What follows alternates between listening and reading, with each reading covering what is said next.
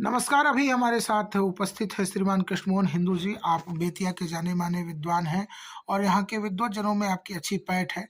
अभी आप हमारे साथ उपस्थित हैं अनंत चेतना के इस यूट्यूब चैनल पे और हम आपसे कुछ प्रश्न पूछेंगे। दरअसल अभी जो स्थिति चल रही है विश्व में, तुर्की में बड़ा बहुत विनाशकारी भूकंप आया है और उस परिस्थिति में जहाँ तक मैं देखता हूँ, हम जानते हैं कि भारत के साथ तुर्की का संबंध बहुत अच्छा नहीं है।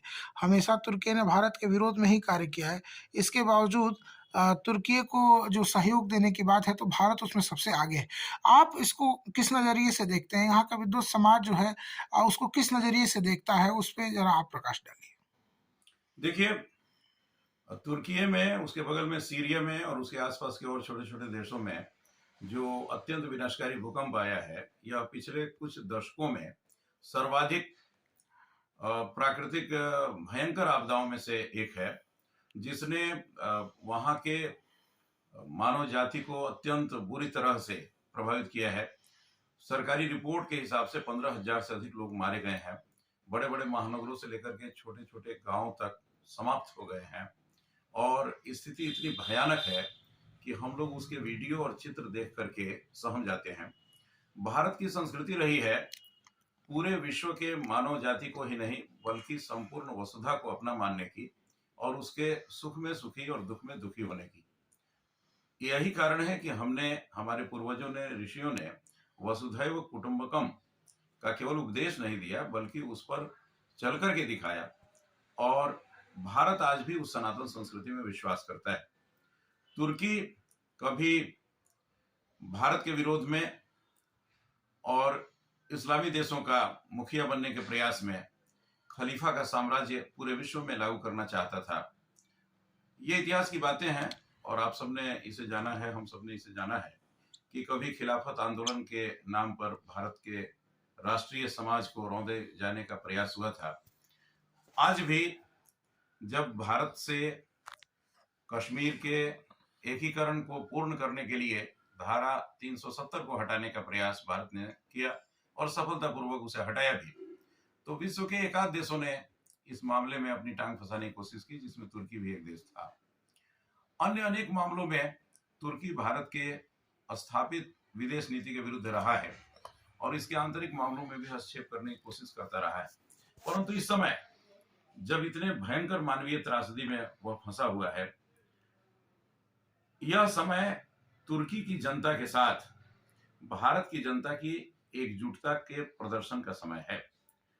वर्तमान भारत सरकार, जिसका नेतृत्व माननीय मोदी जी कर रहे हैं, और उन्होंने जो यह फैसला तत्काल लिया है, भारत की सरकार ने यह फैसला लिया है कि तुर्की के लिए चिकित्सीय सुविधाएं, वहां सैन्य प्रयासों से अस्पताल की व्यवस्था, अस्पताल के साथ साथ ऑपरेशन थिएटर और जितने भी ऑपरेटर्स होते हैं उन सब के साथ निःशुल्क दवाओं की व्यवस्था करना, इतना ही नहीं बल्कि सीधे हवाई जहाज से कई कई टन, हजारों टन अनाज वहां भेजना ताकि वहां के लोगों को भूख से मरने की नौबत नहीं आ जाए। यह भारत ने करके अपने प्राचीन जो सिद्धांत है, अपनी प्राचीन जो नीतियां हैं, अपना जो जीवन दर्शन है, इस पर खरा उतरने का फिर से एक बार सराहनीय प्रयास किया है। और मैं तो बड़ा प्रसन्न हूँ, मेरी तरह से अनेक लोग प्रसन्न हैं कि भारत सरकार ने इस पूरे अभियान को ऑपरेशन दोस्त यह नाम दिया है।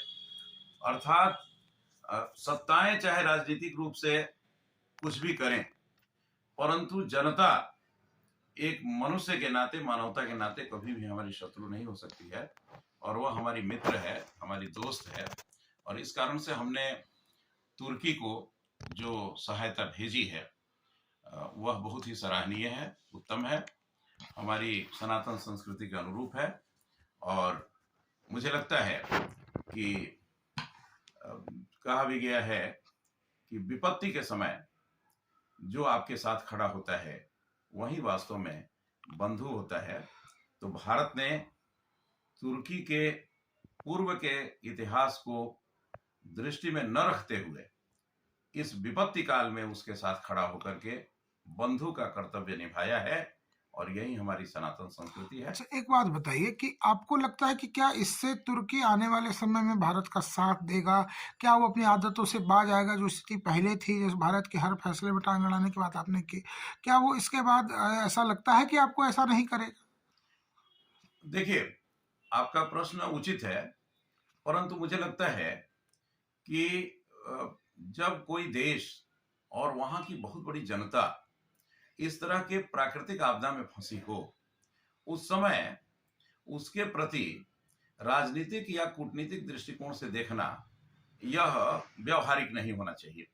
जैसे कोविड-19 के दौर को आप याद करें, पूरा विश्व इससे त्राहि-त्राहि कर रहा था और उस समय कुछ देश ऐसे भी थे जो भारत को धमकाने में लगे हुए थे। परंतु जब भारत ने अपने स्वदेशी तकनीक से वैक्सीन का आविष्कार किया, तो उन धमकाने वाले देशों को भी मदद के रूप में भारतीय वैक्सीन की खेप पर खेप भेजी और इसका परिणाम हुआ। भारत ने यह सोच करके नहीं किया कि दौत्य संबंध उनसे बहुत अच्छे हो जाएंगे, परंतु इसका एक स्वाभाविक परिणाम निकला कि उन देशों में भी भारत की सरकार के प्रति, और केवल सरकार नहीं बल्कि भारत की जनता के प्रति एक बहुत ही मित्र भाव उत्पन्न हो गया और जो उनका भारत के प्रति धमकाने का, विरोध का भाव रहता था, कोविड-19 के इस भारत के मैत्री भाव को देखते हुए उनके उस रुख में परिवर्तन हुआ। तो हो सकता है कि इस मदद से भी तुर्की आदि देशों का रुख भारत के प्रति सकारात्मक हो जाए, परंतु यह मेरा मानना है और हो सकता है मेरी तरह से अन्य लोगों का भी मानना हो कि भारत सरकार ने कूटनीतिक रूप से तुर्की को अपने पक्ष में करने के लिए ऐसा नहीं किया है, वरन मानवता के हित में यह सहयोग भारत सरकार वहां भेज रही है। आपका बहुत बहुत धन्यवाद हमसे बातचीत करने के लिए कृष्ण मोहन जी। जी, बहुत बहुत धन्यवाद।